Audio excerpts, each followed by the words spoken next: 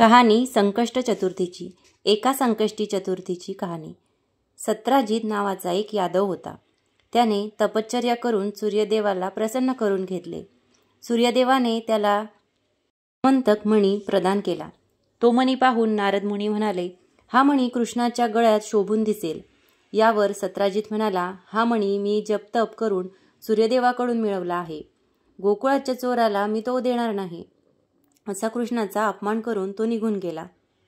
सत्राजिताचा धाकटा भाऊ प्रसेन तो मणी गळ्यात घालून शिकारीला गेला. सिंहाने त्याच्यावर झडप घालून त्याला ठार मारले व तो मणी तोंडात धरून नेला. वृक्षांचा प्रमुख जांबुवंत याने सिंहाला मारून तो मणी घेतला आणि मुलीच्या पाळण्याला टांगला. मणी गळ्यात घालून गेलेल्या प्रसेन घरी परत आला नाही, म्हणून सत्राजित दुःखी कष्टी बनला. प्रसेनचा घात करून कृष्णानेच तो मणी चोरला असावा, असे लोक बोलू लागले. कृष्ण यादव वीरांना बरोबर घेऊन प्रसेनचा शोध घेत अरण्यात गेला. त्याला प्रसेनचे प्रेत आणि सिंह पण मरून पडलेला दिसला. तेथून अस्वलाच्या पाऊणखुलांचा माग काढीत एका गुहेपाशी आला. यादववीरांना बाहेर ठेवून कृष्ण धाडसाने एकट्याच गुहेत शिरला. तिथे तो मणी पाळण्याला बांधलेला होता. तो मणी कृष्ण काढून घेणार इतक्यात जांबुवंत धावून आला. दोघांचे मल्लयुद्ध झाले.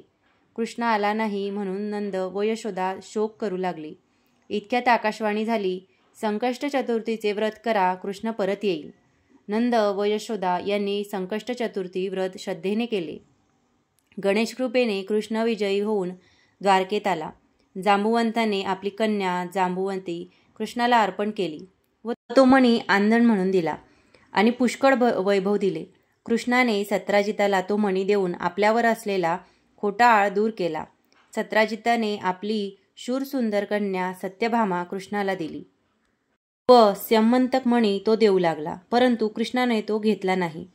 वरचतुर्थीच्या दिवशी गोक्षुरात साचलेल्या पाण्यात चंद्राचे प्रतिबिंब पाहिले, म्हणून कृष्णावर हा खोटा चोरीचा आळ आला होता. पण तो गणेश कृपाप्रसादाने होल ठरला. नरकासुरनाशासाठी कृष्णाने देखील संकष्ट चतुर्थी व्रत केले होते.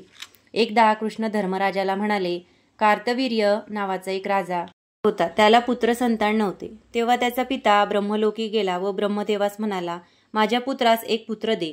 माझे हे आपल्या चरणापाशी मागणे आहे. यावर ब्रह्मदेव म्हणाले, संकष्ट चतुर्थी व्रत तुझ्या मुलाने सुनेने करण्यास सांगा.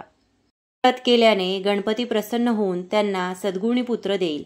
कोणत्याही महिन्याची वद्य चतुर्थी तीच संकष्ट चतुर्थी, या दिवशी उपोषण करावे, गणपतीचे पूजन करावे, चंद्रदर्शन घेऊन पारणे करावे. या व्रतपालनाने त्यांना इच्छित पुत्र संतान होईल.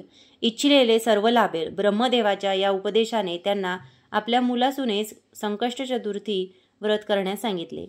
त्या दोघा पतीपत्नींनी हे व्रत आचरिले. गणेशाच्या कृपेने त्यांना पुत्रप्राप्ती झाली. असे हे प्रभावी व्रत आहे. संकष्ट चतुर्थी हे व्रत केल्याने गणेशाची कृपा होते.